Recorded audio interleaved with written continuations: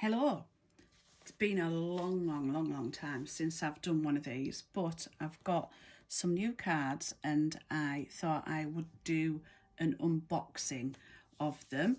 So the first deck that I'm going to do is the Magicmakers Tarot by Paulina, and I got these because they reminded me an awful lot of another tarot deck that I got that had similar sort of imagery, similar sort of design, basically.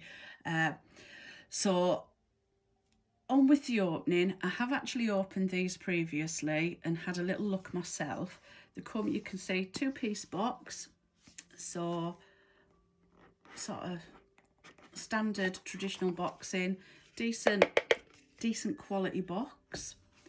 And with these cards you get a handbook. They are from US Games, so you get, when you buy in from like US Games, the big publishers, you always get a handbook. So be careful if you buy in these cheaper off any of the other shopping sites. If it doesn't come with a handbook, then you know it's highly likely that it's not the original product.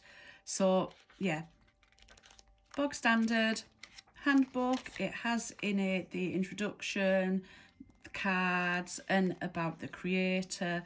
Has a couple of suggestions about spreads. Let's see if I can find them. So the bog standard single card, your 4 card, your 3 card. There we go. So that's the actual book. So the cards themselves, nice decent cardstock, not too big either. When you think about, my hand's probably about average size, so yeah, not too bad. So when they are together as a full deck, you can see the thickness of them. In the past, I've had decks that have used absolutely exceptional cardstock, being nice and thick and chunky cards, but the problem that I've had is I've not been able to shuffle them because of the width of the thickness of the cards when all together. These are, I don't know whether it shows up properly on the camera a little bit. There's sort of like almost a semi sheen, sort of like there's a shine to them, but it's not super glossy. The back's the same, so you can see from them they fan out amazingly because they've got that softer sort of that shine to them. So shuffle absolutely fine, not a problem at all. And what I'll do is I'll flick through some of the cards so you can see them.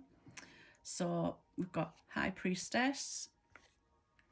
I won't go through them all because you'll get a feel for the cards anyway. You'll get a vibe for them as you're looking at them. Empress, Emperor,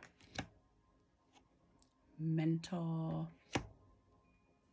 Love. So you can see, doesn't necessarily have the traditional tarot type imagery going on there, but it does give you enough for you to tap into some of the traditional meanings, but also then gives you enough for you to be able to consider your own interpretation.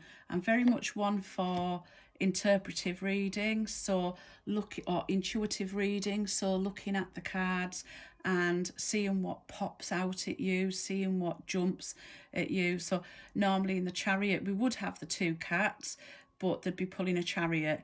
In this one, the 2 cats are actually there, they're doing their own thing.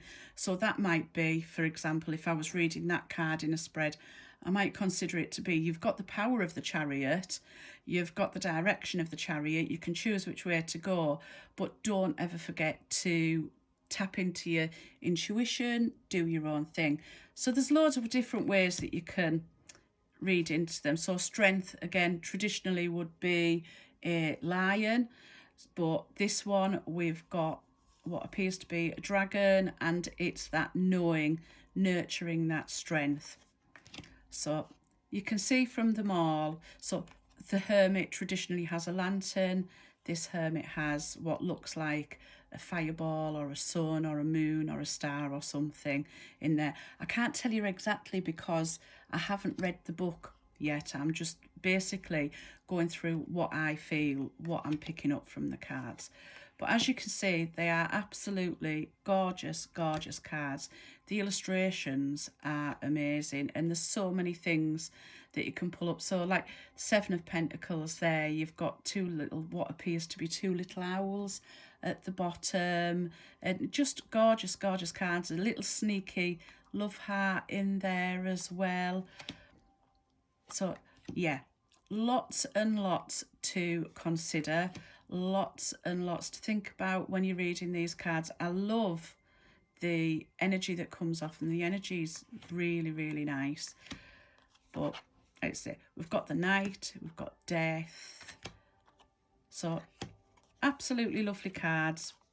I'll flick through a few more, but as I say, you'll probably get a good idea of, isn't that a gorgeous card? Seven of Cups. Absolutely beautiful card, that one. So you'll get a good feel for what they're like. And if you do fancy getting some, I would definitely recommend them. I've actually used these for reading for myself already and really got quite a lot from them. A tinker when I read for myself. I'll do the whole shuffle, put them back if I don't like the answer. But these, it just felt as though there was a connection there, and I was getting that vibe that these could well end up being cards that I use quite frequently. So there we go, almost all the way through. Like I say, you can see if I do flick through slightly, they are all very much along the same theme. Look at that for Knight of Wands. How gorgeous is that card?